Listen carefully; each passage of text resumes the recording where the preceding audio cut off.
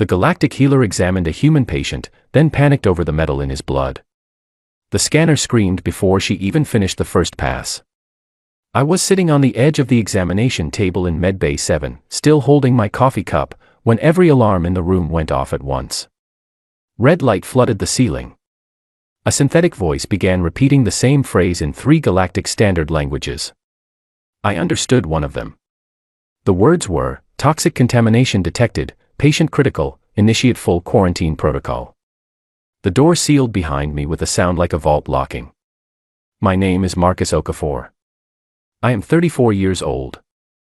I am a cargo manifest officer aboard the GCS Ardent Meridian, a deep space freighter that carries industrial equipment, food stores, and the occasional diplomatic parcel between 17 star systems. I have worked on this ship for 6 years. I have had 11 of these annual physicals. Not one of them has ever ended with me trapped in a sealed room while an alien doctor stares at me through reinforced glass like I am a bomb that has just started ticking. Dr. Savathrail was pressed against the far wall of her office, which was separated from the examination room by a full-length transparent panel. She was Velthrani. I had never met a Velthrani before she came aboard 3 weeks ago, but I knew what they were. Everyone in the shipping lanes did. They were considered the finest natural healers in the known galaxy. Their species had evolved with a biological sensitivity to the life signs of other organisms. They could detect illness, distress, and biological abnormality the way humans detect a change in room temperature, instinctively, without instruments. Their skin was layered with bioluminescent panels that shifted color with their emotional state, the way a human face flushes or pales. It was an elegant system, honestly. Very expressive. Right now, every panel on her body had gone the color of bleached bone. That is the Velthrani equivalent of a dead faint while still standing upright. She had both hands pressed flat against the wall behind her. The scanner unit was still in her other hand, and it was still screaming. She looked at it, then looked at me, then looked back at it, as though she was hoping the two of us would somehow stop matching. "Doctor," I said, keeping my voice very calm, "what exactly is the scanner detecting?" She swallowed. Her throat panels flickered a dim, sickly yellow. "Iron," she said. Her voice was barely above a whisper. "Marcus. The readings are, it is everywhere inside you. It is in your tissue, your organs, your circulatory fluid. Every sample point is saturated." She looked up at me with enormous eyes. "How are you conscious?" I looked down at the coffee cup in my hand. "That would be intentional," I said. She did not look reassured. The comm panel on the wall crackled. Captain Voritha's voice came through. She was Theresi, four-armed, and had the patience of someone who had been navigating bureaucratic space lanes for 30 years. "Dr. Savathrail. Report. What is the nature of the medical emergency?" The doctor opened her mouth. Closed it. Opened it again. "The human," she said carefully, "is showing systemic metallic contamination across all biological systems. Captain, the concentration levels they are not survivable by any organism in my medical database." There was a pause on the other end. "And how does the human appear?" Captain Vorith asked. Another pause from the doctor. She looked at me. I raised my coffee cup slightly in a small, friendly gesture. "He appears to be drinking a beverage," she said. The silence on the comm stretched out for 3 full seconds. Then Captain Vorith said, "I am coming down." I set the coffee cup on the examination table and leaned back on my hands. The red alarm light was still cycling. The synthetic voice had moved on to a 4th language. I did not speak that one, but based on the tone, it also seemed concerned. "Doctor," I said, "I promise you, I am not in distress. The iron in my blood is supposed to be there. It is part of my biology." She stared at me. Her color panels cycled through several shades I did not have names for. "You are telling me," she said slowly, "that your species has evolved to carry metallic compounds inside your circulatory system. By design." "Yes. And this is normal. Completely standard," I said. "Every human on record has it. It is called hemoglobin. The iron molecules carry oxygen through the bloodstream. Without them, the body cannot deliver oxygen to its cells efficiently enough to function." She was quiet for a moment. Then, in a very careful voice, she said, "On Velthra, iron compound presence in biological fluid indicates catastrophic mineral poisoning. It is a sign that the body's filtration systems have failed entirely." "I understand that must have been alarming," I said. "I thought you were dying," she said. "I thought you were dying and somehow still sitting there asking me what the problem was." "That does sound like something a human might do," I admitted. Captain Vorith arrived at the medbay door 60 seconds later, pressed her palm to the external panel, and looked through the glass at me. I gave a small wave. She turned to the intercom beside the door. "Okafor. Are you in any distress?" "None at all, Captain." "Are you experiencing any symptoms of illness?" "I was a little tired this morning, but I think that was the synthetic coffee." She turned to face the sealed door panel and was quiet for a moment. Then she pressed the intercom again. "Dr. Sabathrail. I am not overriding your quarantine order without your medical clearance. That is your right as ship's physician, and I respect it. But I am going to need you to complete the examination before we make any decisions about the manifest officer's status." A pause. "Can you do that?" On the other side of the glass, the doctor straightened slowly. Her panels were still pale, but something in her posture shifted. She was a healer. Whatever had frightened her, the instinct to understand was stronger. "Yes," she said quietly. "I can do that." Captain Vorith gave me one more long look through the glass. Her expression, as usual, was almost impossible to read. She had 4 arms and a face structured around compound sensory organs rather than a conventional human arrangement, but after 6 years I had gotten fairly good at reading her. What I read now was something like, "You are not in danger, but you are absolutely going to be in here for a while." She was right. Dr. Sabathrail picked up her scanner. Her panels were still pale, still flickering at the edges with that sickly yellow that meant stress. But her hands were steady. She crossed the room to the examination panel, activated the full-spectrum biological analysis suite, and looked at me across the glass. "I am going to read everything aloud as I find it," she said. "I need you to tell me, for each finding, whether it is normal for your species." "Agreed," I said. She raised the scanner. It hummed. She looked at the display. She looked at me. She looked back at the display. "Your skeletal structure," she began, her voice professionally even, "is composed of a rigid calcium phosphate mineral matrix distributed throughout your entire body in a series of interlocking structural components." She paused. "There are over 200 of them." 206, typically, I confirmed. "Give or take a few small ones depending on the individual." She wrote something down. Her panels had gone from white to a dim, uncertain gray. It was not an improvement, exactly, but it was different. Different meant she was thinking. Thinking was better than pressing herself against a wall. "The calcium scaffolding," she continued, "appears designed to absorb significant mechanical force." "Yes," I said. "That is more or less the point." She looked at me for a long moment. Then she looked back at her scanner. Then she took a slow breath, the kind of breath you take when you are preparing yourself for whatever comes next. "All right," she said. "Let us continue." And that was how my routine annual physical became the longest afternoon of my professional life, and, if I am being honest, one of the most interesting conversations I have ever had. The first thing she found, after the iron, was the bones. She spent 4 minutes on the skeletal scan alone. I watched her color panels cycle through shades I had come to understand as confusion, then discomfort, then something that looked a little like she was reconsidering every assumption she had brought into this room with her. "The density," she said finally, "is extraordinary. In most sapient species in my database, skeletal structures are lightweight, optimized for neural complexity and fine motor control, not load-bearing. Your framework is," she checked the display, "approximately 4 times denser than Velthrani equivalent structures. Possibly more. Humans evolved in roughly 1 standard gravity," I said. "Dense bones help with that." She nodded slowly.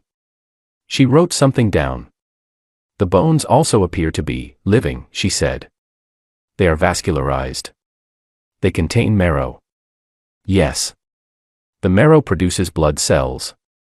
She looked up. "Your skeleton produces your blood." "Part of it, yes." Her panels shifted to that uncertain gray again. I was beginning to think of uncertain gray as the color of someone being forced to revise their worldview faster than was comfortable. That is, she said carefully, not typical.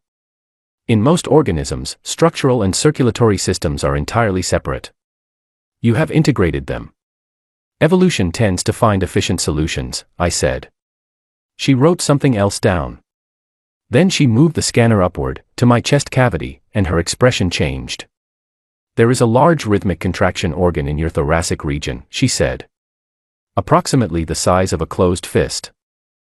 It is contracting between 60 and 70 times per minute. That is my heart. It has been doing this continuously. Since before I was born, yes. She stared at the display for a moment. Without rest. Without rest. She did not say anything for a while. I could hear the scanner humming. Somewhere in the ventilation system above us, the ship moved with a low, steady vibration. On Velthra, she said finally, the circulatory pump rests between beats by a measurable pause. A consistent pause. Yours does not pause. Human hearts do pause, very briefly, between beats, I said. But functionally, yes, it does not rest the way many other organisms' equivalent structures do. She wrote this down. Her panels had shifted to a color I had not seen yet, a deep, muted blue that sat somewhere between water and shadow. I did not know what it meant. I made a note to ask her later. I am going to scan your immune system now, she said. It came out sounding slightly like a warning. All right. The scanner hummed for longer this time. I watched her face. I watched the display reflect in her eyes. And I watched the moment, very clearly, the exact moment, when she found what she was looking for, because every panel on her body went still. Not white this time. Still. Like a held breath. There are, she said slowly, mobile cellular structures in your tissue that appear to be actively hunting. White blood cells, I said. Yes. They are attacking things. Pathogens, mainly. Foreign bodies. Sometimes, if the system is poorly regulated, they attack tissue that does not belong there.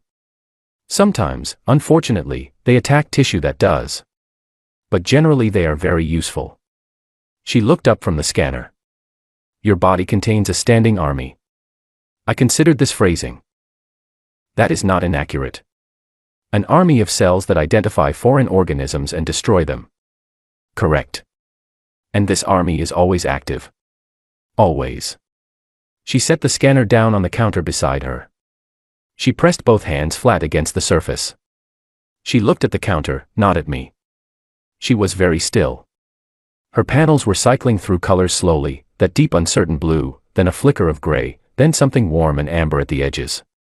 I waited. On Velthra, she said, not looking up, the immune response is a reactive system. It activates when needed and then withdraws. The idea of a permanent active mobilization of cellular forces inside a living body, she stopped. Started again. It would be considered a sign of severe systemic illness. A body in that state would be considered to be attacking itself. In a sense, it is always slightly doing that, I said.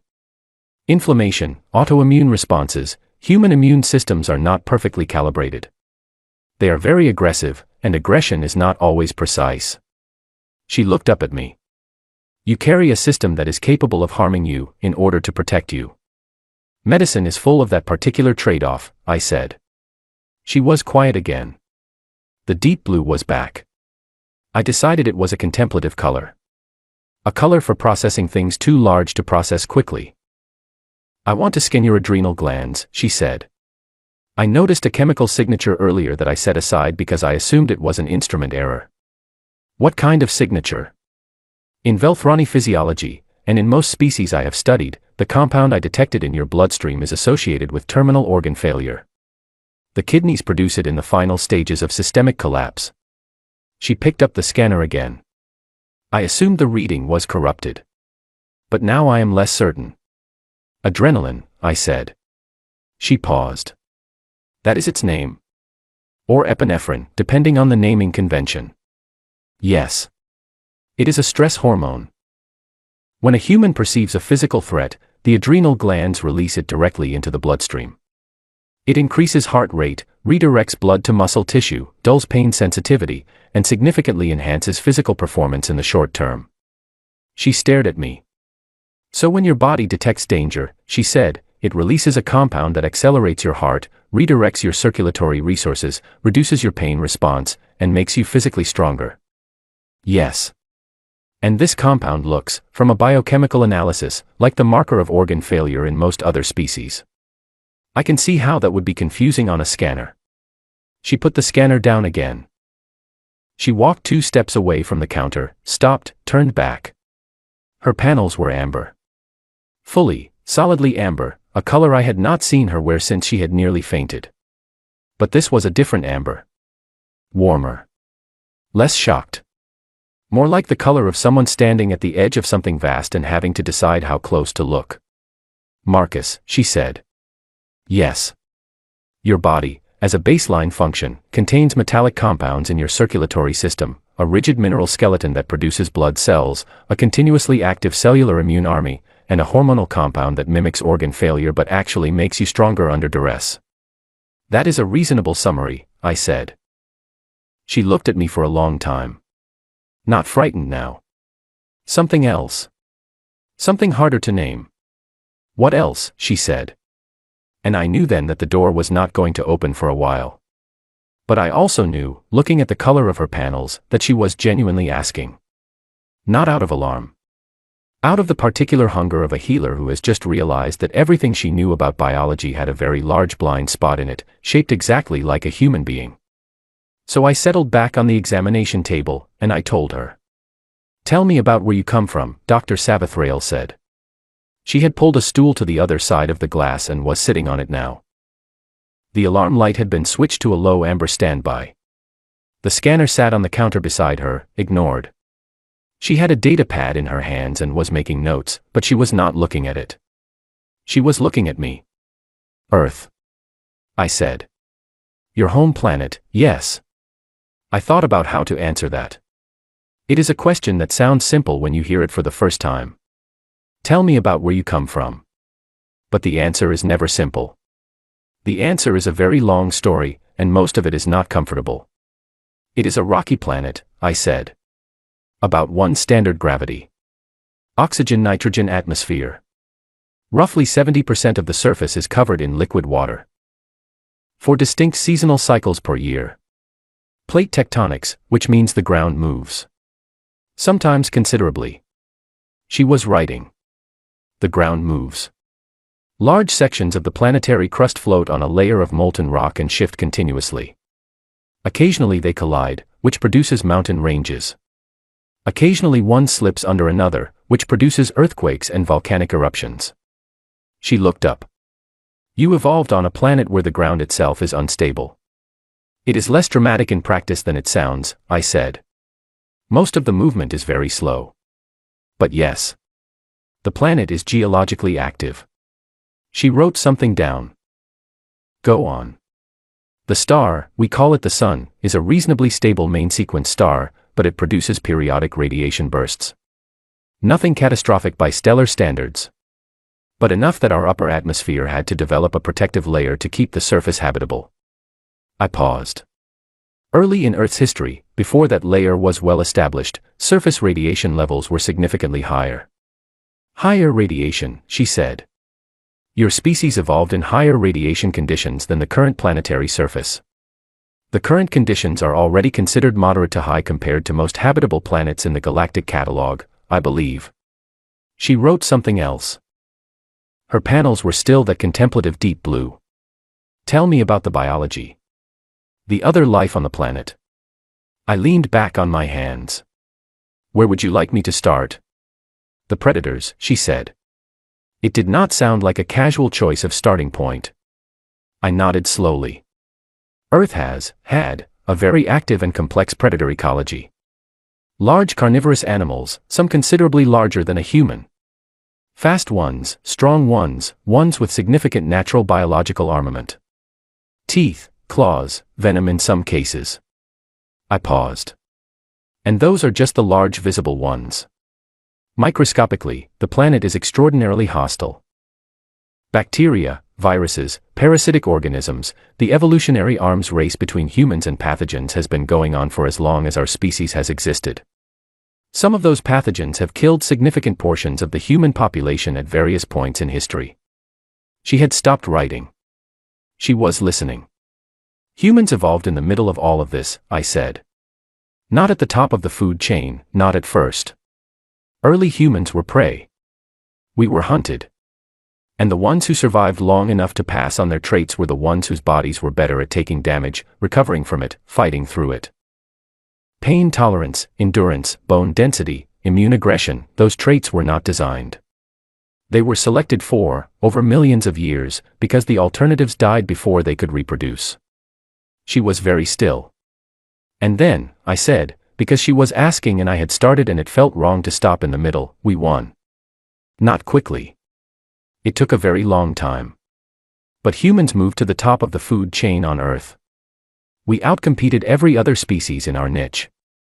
We spread to every climate zone on the planet, deserts, frozen regions, high altitudes, rainforests. We adapted to all of it. Sometimes biologically, sometimes technologically, usually both simultaneously. You colonized every environment on the planet, she said. Every one. Including the hostile ones. Those especially, in the end. We tend to look at hostile environments and think, what would it take to live there? And then we go find out. She was quiet for a long time. The ship hummed around us. Somewhere far above, I could hear the faint mechanical rhythm of the cargo deck loading arm running its checks. On Velthra, she said finally, we evolved in a low-gravity, low-radiation environment. The atmospheric composition is mild. The planet has modest temperature variations. The predator ecology, historically, was limited. Our species occupied the apex position for most of our evolutionary history without significant competition. She paused. We developed our sensitivity to life signs because cooperation was more efficient than conflict on our planet. Reading the needs of others, empathy, in a biological sense, was the survival advantage that defined us. That makes sense, I said. Given the environment. Yes. She folded her hands on her data pad. And your environment produced iron in the blood, calcium armor, a cellular army, and a hormonal system that turns fear into physical power. Among other things. She looked at me. Her panels were blue and amber together now, a combination I had not seen before, the two colors layered in a way that seemed to mean two things at once. I wondered what the two things were. Do you ever think about it? She asked. The weight of all of it. The question surprised me a little. It was not a clinical question. It was the kind of question someone asks when they are not asking about biology anymore. I thought about it honestly. Sometimes, I said. When I am very tired. When something goes wrong and the body just responds before I have thought about it. When I catch myself calculating risks and realizing the calculation does not frighten me the way it probably should. I looked at my hands. Sometimes I think there is an old, very serious version of a human that lives somewhere underneath the surface. One that is always watching and measuring and ready. And the rest of us, the part that drinks coffee and argues about cargo manifests, that part just lives on top of it. She was completely still. But mostly, I said, it just feels like being me. I do not walk around thinking about the iron in my blood any more than you walk around thinking about your bioluminescent panels. It is just part of what we are. She nodded slowly. Her panels had settled into something quieter. The amber had faded. The blue remained, deeper now, steadier. I think, she said carefully, that I have been looking at your biology and seeing a body built for conflict. But I do not think that is the whole picture. No. I said. Humans also build hospitals, she said. You have your cellular army, and you also invented medicine. You evolved aggression and also cooperation. You came from a hostile planet and crossed space to trade cargo with species you had never met. She paused. The same species that survived everything Earth produced is also the species sitting on the other side of this glass, calmly explaining its own biology to a doctor who accidentally called for a full quarantine. A small pause. And offering reassurance rather than frustration. I thought about that. The capacity for both is probably from the same place, I said. A species that only has one setting does not last very long, I think. She looked at me for a moment. Then she picked up her data pad and wrote something that took considerably longer than anything else she had written. I did not ask what it said. She set the pad down. She took a long, slow breath. I would like to continue the examination, she said. There is more I need to document. I am not going anywhere, I said. For the first time since the alarms had gone off, the corners of her expression shifted. It was not a human smile, the Velthrani face was not structured for that, but her panels warmed just slightly, and she sat up straighter, and something about her presence in the room changed. She picked up the scanner. And that is when the whole alarm started. The sound was unmistakable. 3 sharp tones, descending, repeating. Pressure breach. Not catastrophic, the ship had not gone into emergency seal, but a localized breach somewhere in the lower decks, and the tones had a particular pattern that I had memorized years ago during safety certification: section breach, compartment contained, personnel potentially affected. I was off the examination table before the second cycle finished. Dr. Savathrail was already at the comm panel. Bridge, this is Medbay 7. Report on the hull alarm. Captain Voritha's voice came through immediately. She had clearly been expecting the call. Micrometeorite strike, Deck 4, Section 9. The compartment has sealed but a crew member is still inside.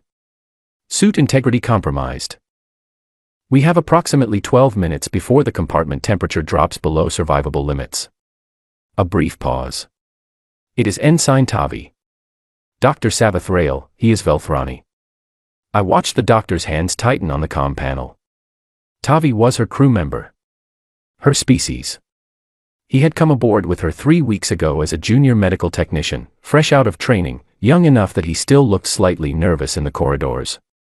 I am on my way, she said, and turned, and stopped. The quarantine seal. She had engaged a medical advisory lock on the medbay door.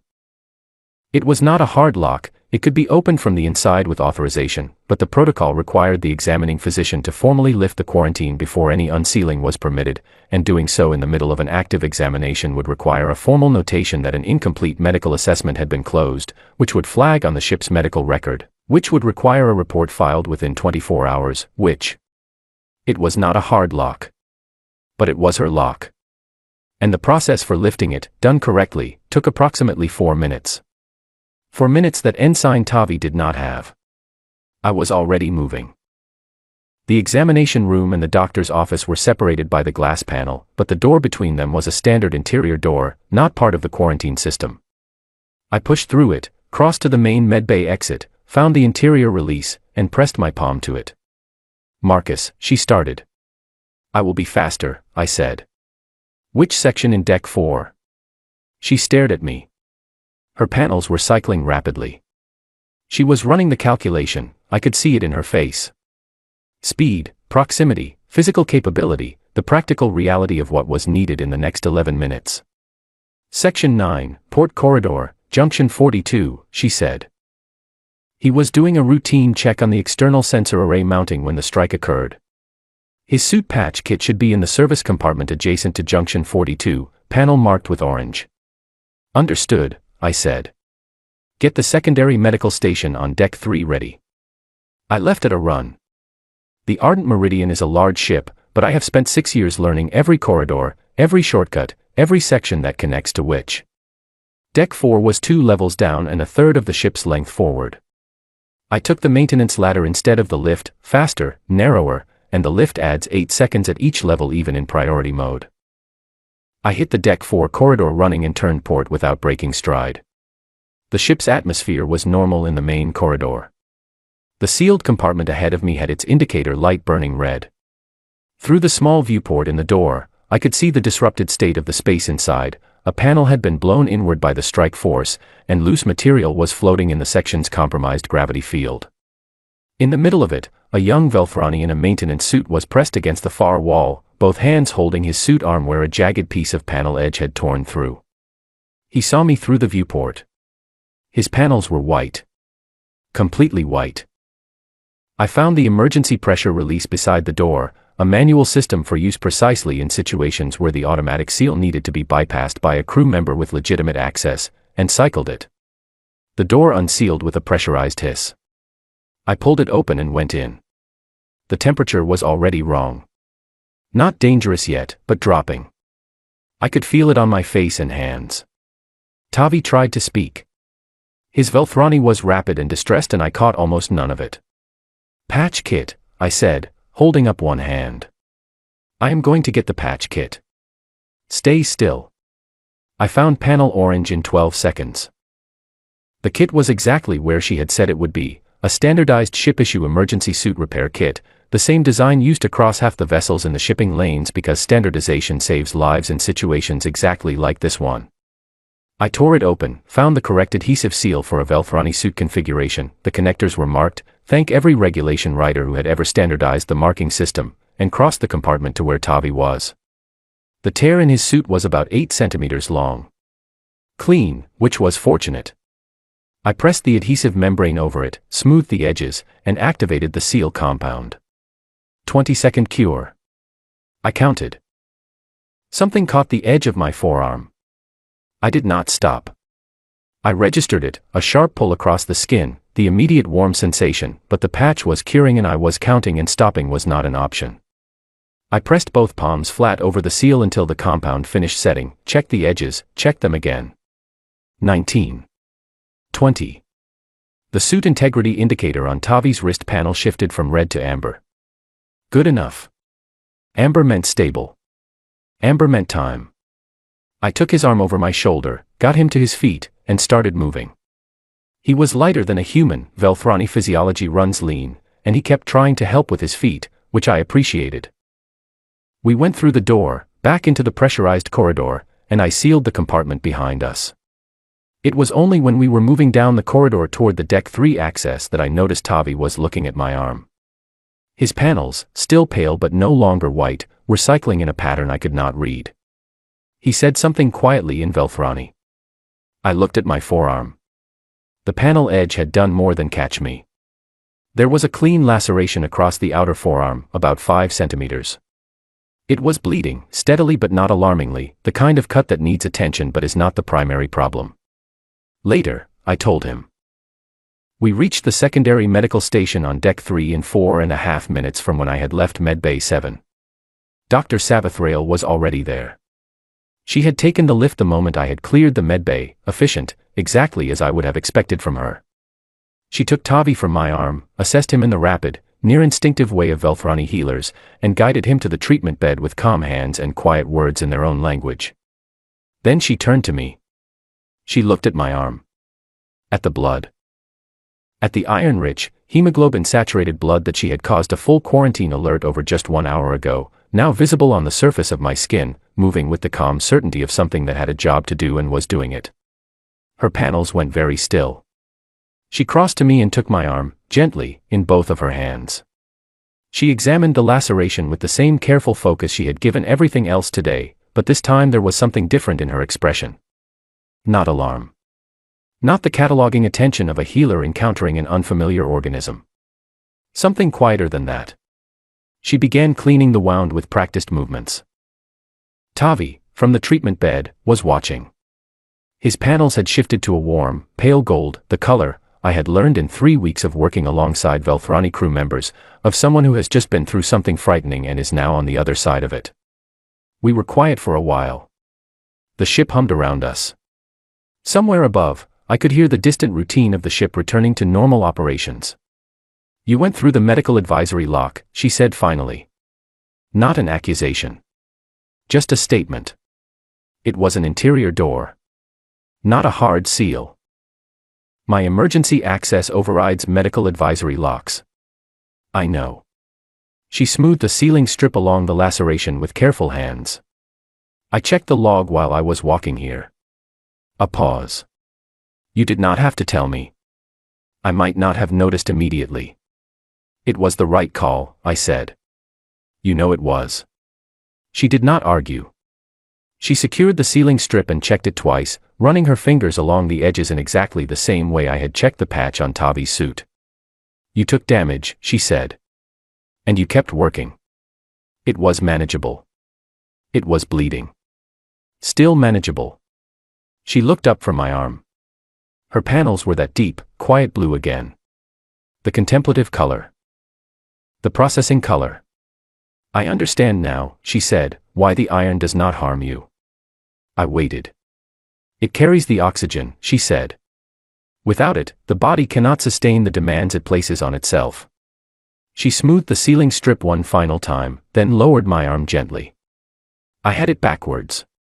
When I first saw the readings, I thought, this organism has metal in its blood, which means it is contaminated, which means it is compromised. She paused. But the iron is not contamination.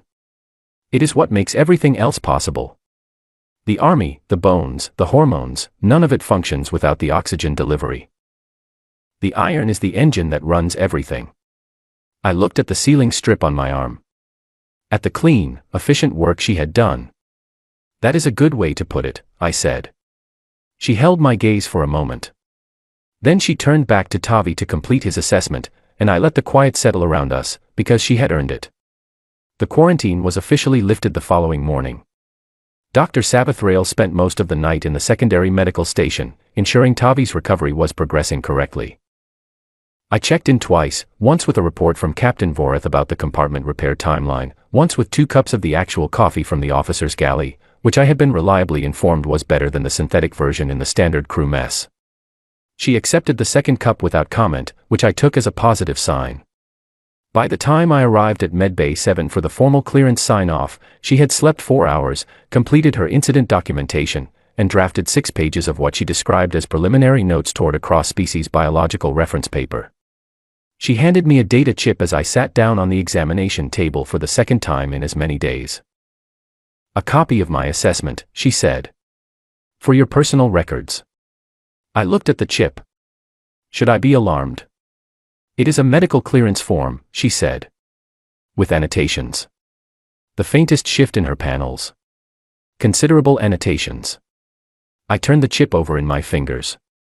What does it say? The clearance. She picked up her data pad and read from it directly. Marcus Okafor, human male, age 34. Baseline biological assessment complete.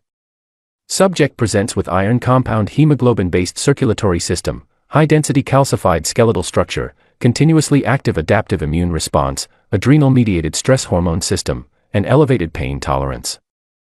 All findings consistent with documented human physiology. No abnormalities detected relative to species baseline. She set the pad down. Cleared for full active duty. And the last line? I asked. I had seen her type it from across the room last night, and it had taken a while.